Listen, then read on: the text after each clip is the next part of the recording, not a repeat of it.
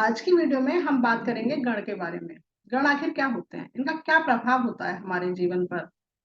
तो सबसे पहले तो हमें ये पता होना चाहिए कि 27 नक्षत्र होते हैं और नक्षत्रों के आधार पर ही हमारे जीवन की बहुत सारी चीजें, मतलब हमारा नेचर तो काफी हद तक जिस नक्षत्र में हमारा जन्म हुआ होता है उसी पर डिपेंड करता है, क्योंकि नक्षत्र के अकॉर्डिंग डिसाइड होती है हमारी योनि क्या है। योनि के अकॉर्डिंग भी हमारा नेचर देखा जाता है और गण के अकॉर्डिंग भी वो भी हमें नक्षत्र से देखना होता है। तो हम ये जानते हैं कि जो भी 27 नक्षत्र हैं उन्हें अलग अलग कैटेगरी में डिवाइड किया गया है। इसी तरीके से गण के आधार पर भी एक कैटेगरी दी गई है कि जैसे 27 नक्षत्र है टोटल, तो 27 में से 9 नक्षत्र राक्षस गण के हैं, 9 नक्षत्र देव गण के हैं और 9 नक्षत्र मनुष्य गण के हैं। और जैसा कि हम नाम से समझते हैं कि राक्षस गण के, हमने सोचा कि अगर राक्षस गण के हैं तो ऑब्वियसली ये बहुत क्रूर होते होंगे, बहुत क्रूअल नेचर होता होगा इनका, लोगों को टॉर्चर करना, लोगों के को परेशान करके एंजॉय करना, मजे लेना इनकी आदत होती होगी। क्योंकि अक्सर हम सुनते हैं कि राक्षसों को इसी कैटेगरी में डाला जाता है, क्योंकि जब भी हम अपनी माइथोलॉजी की जो भी स्टोरीज देखते हैं, जो भी पौराणिक कथाओं में हम देखते हैं, तो हम देखते हैं कि राक्षस जो है ऋषि मुनियों को परेशान कर रहे हैं, उनके यज्ञ खराब कर रहे हैं, उनको मतलब बेवजह परेशान कर रहे हैं।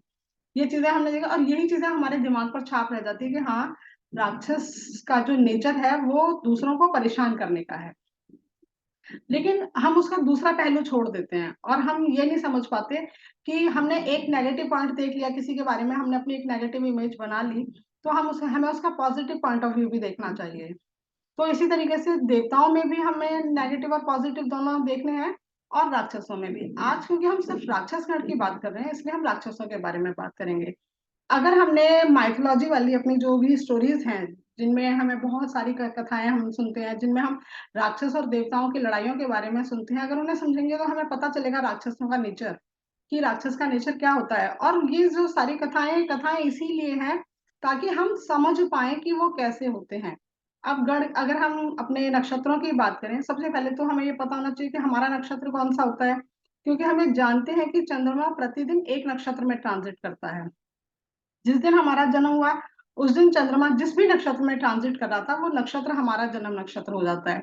और उसी नक्षत्र के आधार पर हमारी काफी चीजें देखी जाती हैं, हमारा नेचर कैसा होगा, जैसे अभी हम गण के आधार पर देख रहे हैं। तो यहाँ पर हमें ये ध्यान रखना है कि अगर हमारा जन्म का नक्षत्र कोई ऐसा नक्षत्र आता है जो कि राक्षस गण के अंतर्गत है, यानी हम ये कह रहे हैं राक्षस गण का नेचर है, तो हमारे अंदर क्या क्या क्वालिटीज हो सकती हैं। सबसे पहले तो हम ये देखेंगे कि कौन कौन से नक्षत्र होते हैं जो राक्षस गण के हैं।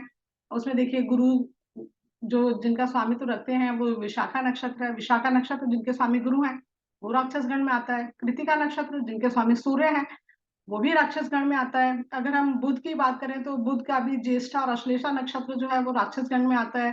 तो कहने का मतलब सौम्य प्लैनेट जिनका स्वामित्व रखते हैं वो नक्षत्र भी राक्षस गण में है। उसके साथ अगर हम राहु की बात करें तो राहु का सतभिषा नक्षत्र आता है, एक नक्षत्र है, बाकी दो नक्षत्र राहु के नहीं है जो कि राक्षस गण में है, जबकि राहु राक्षस है। ऐसे अगर हम केतु की बात करें तो मूल और मघा दो नक्षत्र जो है वो राक्षस गण में आते हैं। तो ये हमें अलग अलग ये देखना है कि ये जो नक्षत्र है ये किन राशियों में आते हैं और इनका स्वामित्व कौन प्लैनेट रखता है। उसके बाद हम ये देखेंगे कि इनका कैसा नेचर हो सकता है। अगर हम अपनी कथाओं की बात करें तो उनमें हमने जिन जिन राक्षसों के बारे में पढ़ा है, सबसे ज्यादा जिनको हम सुनते हैं रावण है, राक्षस थे, राक्षस कुल में पैदा हुए थे। वैसे हम मानते हैं कि वो ऋषि की संतान थे बट उनकी माता राक्षस थी, इसलिए हम कह देते हैं कि हाँ वो राक्षस थे। उसके अलावा हिरण्यकश्यप राक्षस थे। भक्त जो प्रहलाद थे वो राक्षस कुल में पैदा हुए थे, वो भी राक्षस थे। राजा बलि थे, वो भी राक्षस थे। लेकिन इन सबकी जो एक मेन क्वालिटी है जो सबके अंदर सिमिलर है वो क्या है, वो है सबसे ज्यादा इनके अंदर जिद्दीपन। राक्षस जो गण के लोग होते हैं वो जिद्दी बहुत ज्यादा होते हैं। मतलब उन्होंने एक बार जो ठान लिया तो ठान लिया, वो उसको करके मानेंगे, उसमें वो किसी भी तरह का कॉम्प्रोमाइज नहीं करेंगे और कोई भी उन्हें उनके रास्ते से हटा नहीं सकता। अगर हम देखें इन चीजों को तो भक्त प्रहलाद क्या वो कहते हैं कि उनको नारायण का जाप करना है, वो नारायण की ही पूजा करेंगे, जबकि उनका पिता हिरण्यकश्यप कहते हैं कि मेरी पूजा करो। लेकिन उन्होंने कहा नहीं करूंगा मैं आपकी, मतलब एक जिद ठान ली कि नहीं मुझे नहीं करनी आपकी, मुझे नारायण की ही करनी है। ऐसे ही और उसके लिए उन्होंने हर तरह का टॉर्चर झेला, लेकिन उन्होंने नहीं अपनी जिद छोड़ी। इसी तरीके से अगर हम हिरण्यकश्यप की बात करें, उन्होंने कहा अपने पुत्र को कि आप मेरी पूजा करोगे, यानी वो अपने राज्य में सबको बोलते थे मेरी पूजा करोगे, सब मान लेते थे, लेकिन प्रहलाद ने नहीं माना। तो उन्होंने ये नहीं सोचा कि मेरा पुत्र है, ये छोटा बालक है, उसको भी इतना टॉर्चर किया कि मेरी पूजा करो, यानी एक जिद है कि भाई मेरी पूजा करो।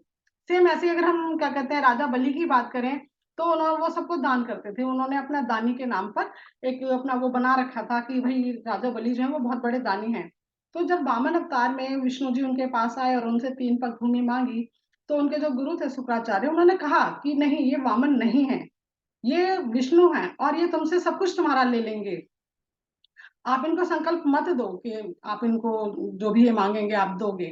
लेकिन उन्होंने कहा नहीं, अगर मैंने ये कहा है कि मैं बहुत बड़ा दानी हूं और मेरे दरवाजे पर जो भी आएगा मैं उसे मना नहीं करूंगा, तो मैं उसे मना नहीं करूंगा, चाहे वो मेरा सब कुछ ले ले। और उन्होंने वो संकल्प लिया। वामन अवतार ने 3 पग भूमि, वामन अवतार में सॉरी विष्णु जी ने उनसे 3 पग भूमि मांगकर उनका मृत्यु लोक और उनका स्वर्ग लोक सब छीन लिया। तीसरे पग के लिए उन्होंने अपना सिर रख दिया कि आप मेरे सिर पे रख दीजिए, मुझे भी, मैं भी आपका गुलाम हो गया। लेकिन उन्होंने अपने वचन से नहीं फिरे। तो कहने का मतलब है कि राक्षस गण के लोग ऐसे होते हैं कि जो एक बार ठान लेते हैं वो करके मानते हैं। दूसरी बात, इन्हें जीवन में जो भी चाहिए, जिस चीज की भी ये इच्छा रखते हैं, ये कभी किसी से भीख में नहीं मांगते, ये किसी के आगे हाथ नहीं जोड़ते कि भाई हमें दे दो प्लीज। ये मेहनत के दम पर सब कुछ हासिल करते हैं। अगर इन्हें ईश्वर से, अगर इन्हें भोलेनाथ से वरदान चाहिए, तो ये भोलेनाथ के पीछे पीछे नहीं भागेंगे कि दे दो दे दो दे दो। ये इतनी तपस्या करेंगे, इतनी तपस्या करेंगे, इतनी मतलब मेहनत करेंगे कि ये भोलेनाथ को कहेंगे कि तुम हमारे घर आओ हमें देने के लिए, और उनको इतना मजबूर कर देंगे कि उन्हें इनके पास आना पड़ेगा इनसे ये पूछने के लिए कि तुम्हें क्या चाहिए। तो कहने का मतलब है कि ये राक्षस गण की क्वालिटी है कि हमें जीवन में जो भी चाहिए वो हम अपनी ताकत से, अपनी मेहनत से, अपनी हिम्मत से, अपनी दृढ़ इच्छा शक्ति से हासिल करेंगे। हम उसके लिए किसी के सामने रिक्वेस्ट नहीं करेंगे। और क्योंकि इनकी ये टेंडेंसी होती है, इसलिए ये किसी के सामने कभी झुकते नहीं है, सॉरी नहीं बोल सकते। कुछ भी हो जाए किसी भी कीमत पे माफी मांगना इनके लिए सबसे मुश्किल काम है, दुनिया का सबसे मुश्किल काम है, माफी नहीं मांगेंगे। ठीक है। तो ये राक्षस गण की क्वालिटी है।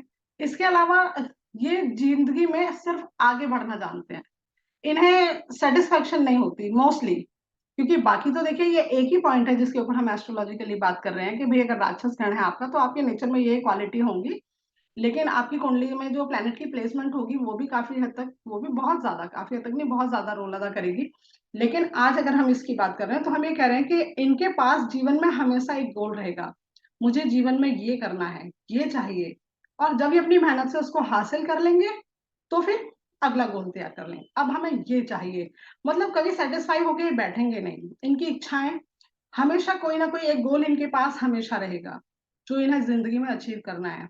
इसलिए हाँ, ये जरूर है कि ये जिद्दी होते हैं, ये झुकना नहीं जानते, माफी मांगना नहीं जानते, लेकिन ये मेहनती बहुत ज्यादा होते हैं और अपनी जिंदगी में हर चीज अपने दम पर हासिल करते हैं। इसलिए हमें सिर्फ राक्षस गण को देखकर कि इनका नेचर नेगेटिव होगा ऐसे नहीं मानना है।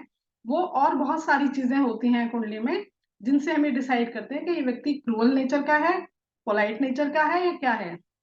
बस हमें इतना ध्यान रखना है कि राक्षस गण होने के नाते ये लोग सिर्फ जो भी ठानेंगे उसे करके मानेंगे, आप इनको इनके रास्ते से हटा नहीं सकते। अगली वीडियो में हम देवगण के बारे में बात करेंगे, देवगण के लोगों का नेचर कैसा होता है। धन्यवाद।